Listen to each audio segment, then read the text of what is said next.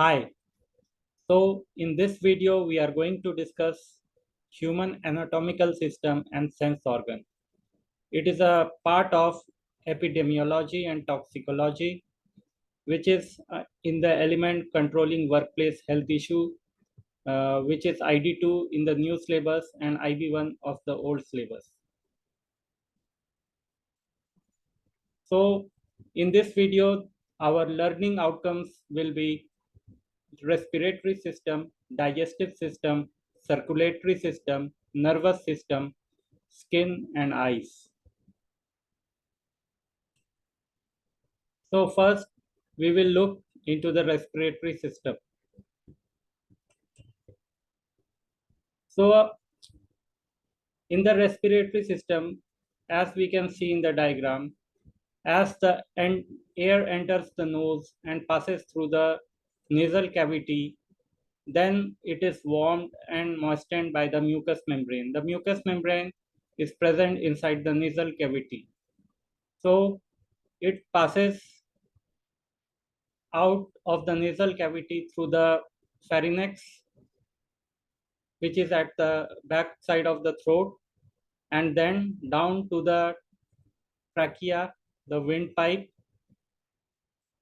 The trachea then carries the air down in the thoracic cavity chest and then divides into the true bronchi.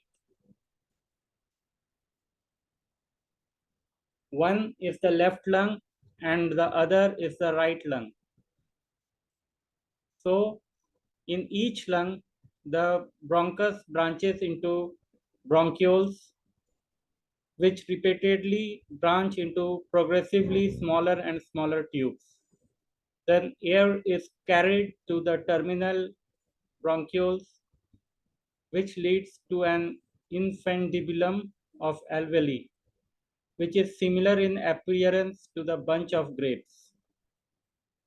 So, infundibulum means the inflation of the alveoli.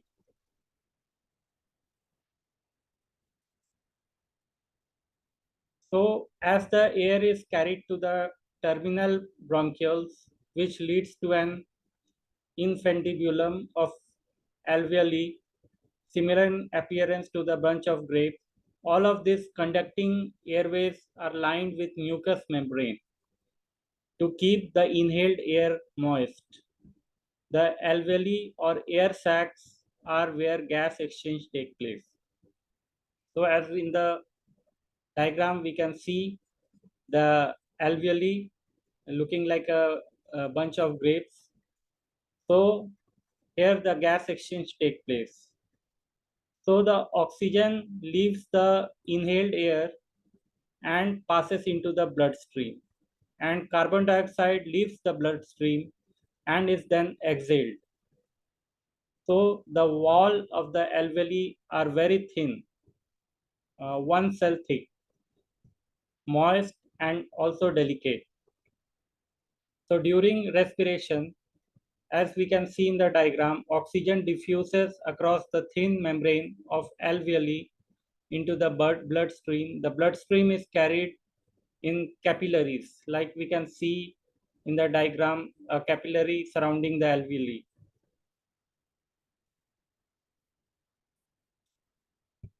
So, uh, uh, so these capillaries are the very thin blood vessels that forms the network over the outer surface of the alveoli.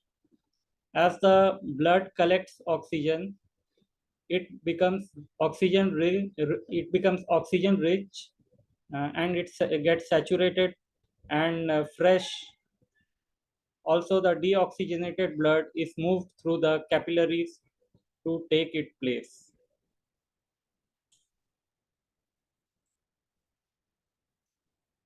So our next learning outcome is the digestive system. So the function of the digestive system is the digestion and absorption of foodstuff, which take place in 4 stages. First is the ingestion. Through the mouth, with mastication, that is chewing and swallowing. So next is the digestion, the breakdown of food enzyme by the enzymes secreted by the mouth, stomach, and duodenum. The third is absorption, that is breakdown of the product of digestion in small and large intestine, as we can see in the diagram. And the last is excretion of the undigested food and waste through the rectum and anus.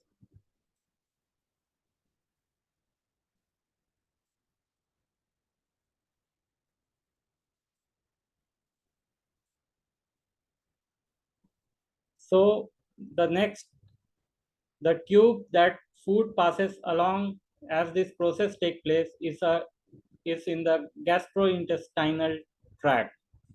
The gastrointestinal tract is made up of the following parts. First is the mouth. The food is chewed and the saliva and containing the enzyme is secreted in the mouth. So some food starts getting digested at this stage. The second is the esophagus. The swallowed food is squeezed by muscular contraction down this tube, as we can see in the diagram. Then from the esophagus, it passes to the stomach, where the acidic gastric juices are secreted from the stomach wall into the food. The process of digestion is now fully underway and food remains in the stomach for some time. Then is the small intestine.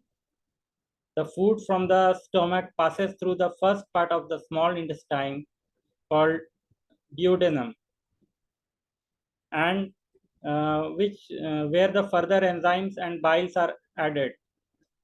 Further digestion takes place here. Then the food passes to the another part of the small intestine, the ileum, where the breakdown products of digestion like sugar, amino acid, and fatty acids are absorbed into the bloodstream. And the last is the large intestine. The water is absorbed from the remaining material, which is then collected in the rectum prior to the excretion. So our next topic is the circulatory system. So every cell in the body relies upon a supply of oxygen and removal of waste. The circulatory system provides this service. So the system is made up of blood, that is fluid, heart, which acts as a pump, and blood vessel, which is like a pipework. So first we will see what what comprises the blood. So a blood is a viscous fluid made up of blood cells, which comprises 45%, and the blood cells are suspended in the plasma, which is 55%, a straw colored liquid which contains high level of various salts.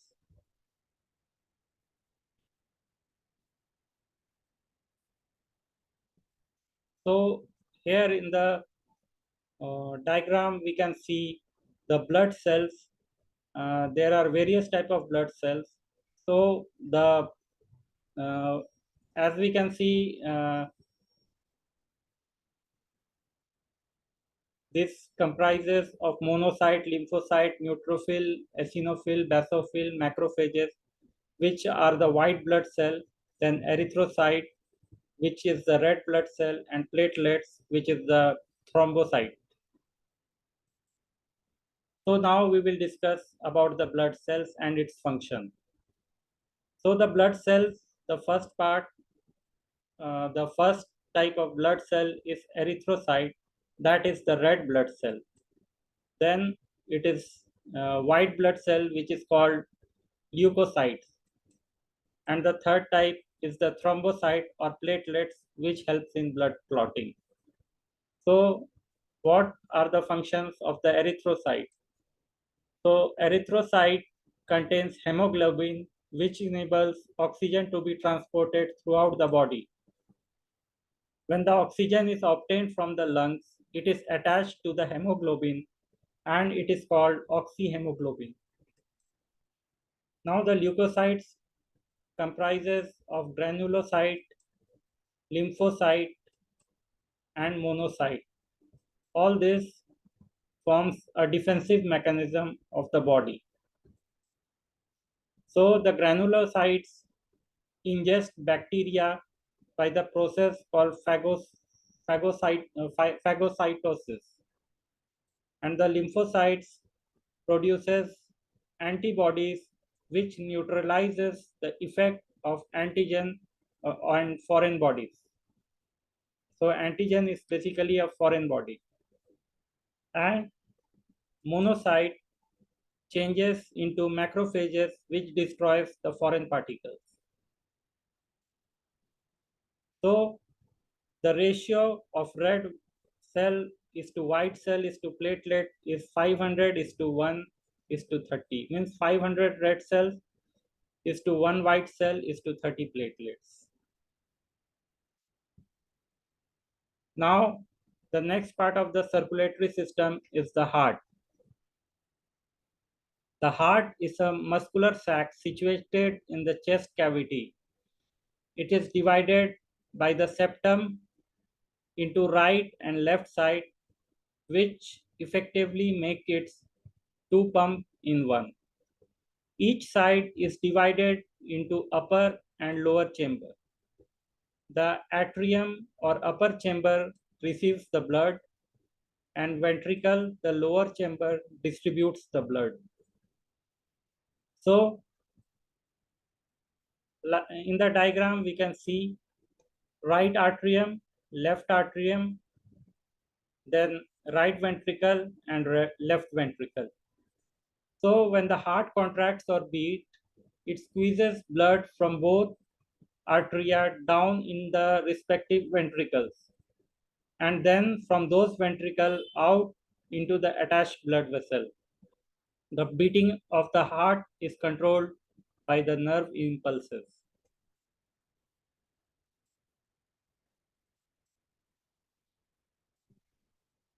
Now, the third part of the circulatory system is the blood vessel.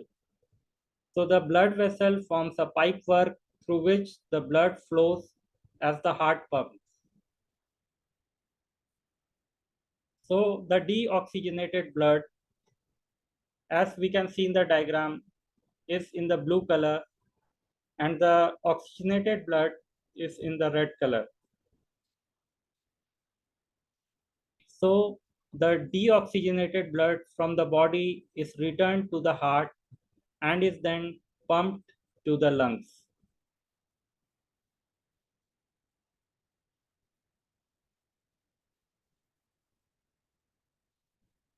At the lungs, the blood becomes oxygenated. It is then piped back to the heart where it is repumped out of aorta around the body. The blood vessels are the tubes with different wall thickness and structure.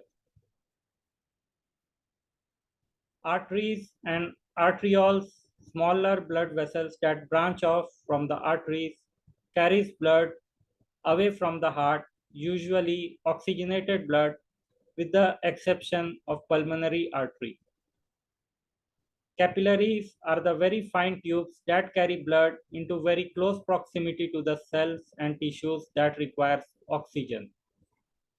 Veins and venules, smaller blood vessels that branch off from the veins, carries blood from the capillaries back to the heart, usually deoxygenated blood, with the exception of pulmonary vein. So it typically takes 20 seconds for the blood to flow around the entire system, like from the heart to lungs, back to the heart, out to the big toe, back to the heart again. So we can see from the body, the deoxygenated blood passes through the vena cava and it enters the right atrium. And from there, it passes to the right ventricle. And from the right ventricle, it passes to the pulmonary artery where the deoxygenated blood uh, goes to the lungs. And from the lungs, the air exchange takes place at the alveoli, and the fresh blood, that is oxygenated blood, that is in the red color, we can see the pulmonary vein carries the oxygenated blood to the left atrium of the heart, from where it is passed to the right ventricle, and it is again from the right ventricle, it is pumped through the main artery or aorta,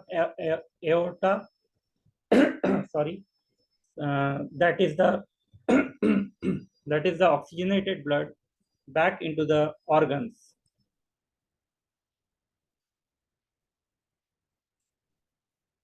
Now we will see what is the lymphatic system. So in the diagram, we can see the lymph nodes. So the lymphatic system links with the circulatory system and is almost as extensive. A key function of the lymphatic system is to manufacture a new lymphocytes in the lymph node. The lymphocytes are a typical type of a white blood cell leukocytes that plays a large role in defending the body against the diseases and are responsible for the immune response. They can produce antibodies that attack bacteria and toxins or can attack body cells themselves and are often present at site of chronic inflammation. So the lymphatic system basically consists of they basically produces the antibodies and are the part of the white blood cell.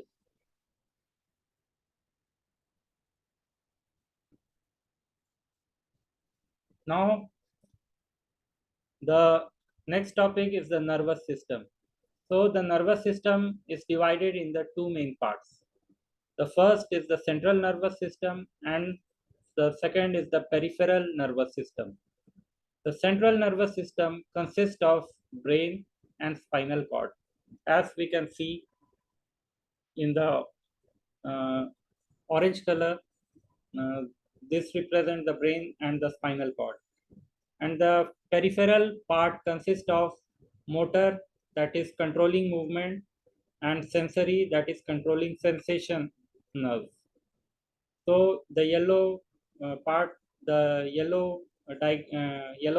the diagram are the peripheral part of the nervous system. So the basic unit of the nervous system is nerve cell or neuron. So a nerve impulse generated at one end of the neuron travels along the nerve fiber to release the neurotransmitter chemical at other end. The nerve cells, unlike most other cells in the body, do not repair well, and so the damage to the nerve tissue tends to be irreversible.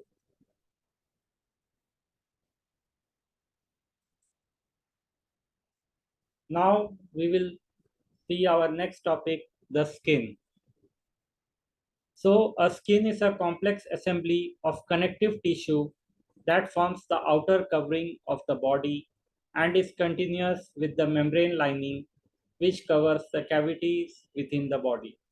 So the cavities within the bodies are covered by the membrane lining and the skins are in continuity with that membrane lining, the tissues forming skin.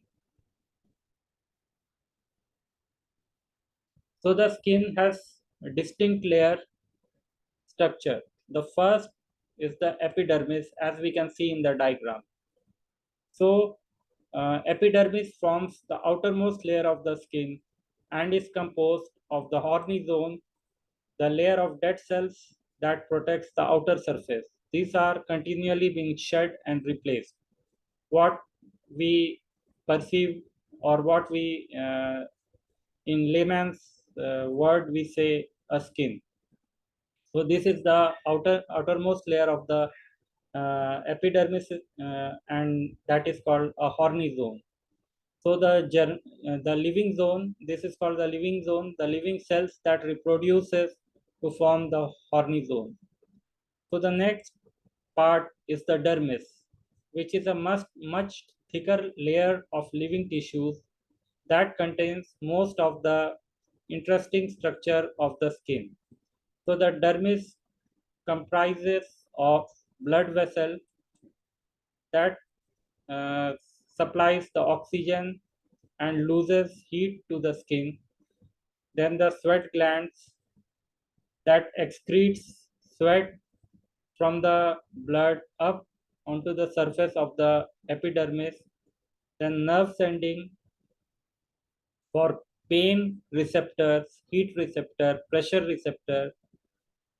Then hair follicles where the skin hair grows up through the epidermis with an erectile muscles to the side of the hair follicles capable of contracting to make the hair stand erect for thermal insulation.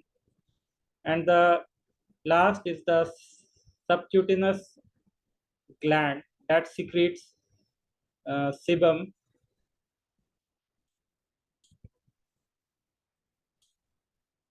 that is the oily liquid uh, into the skin surface where it suppresses the bacterial growth. So the subcutaneous tissues basically secretes the oily liquid to suppress the bacterial growth in the skin. So we can see the subcutaneous tissue uh, in the bottom most of the diagram, and it is connected to the uh, outer layer of the skin, and there is also an oil gland.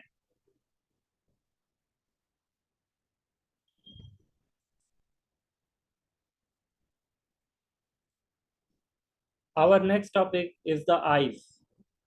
So the eyeball contains a transparent liquid through which the light is focused by a lens onto the sensitive layer, the retina. So the in the diagram we will see what are the how the eye functions. So the outer coating of the eyeball, that is the sclerotic coat, is very tough and is also transparent at the front, that is the cornea. The light rays entering the eye passes through the cornea and the aqueous humor to be focused by the lens. So the light then continues through the vitreous humor and strikes the retina, where the electric impulse are generated and transmitted via the optic nerves that to the brain. So the cornea and lens are delicate and therefore vulnerable to the damage from the chemical or radiation. The eyeball sits in the socket line with the delicate mucous membrane, which has a rich blood supply.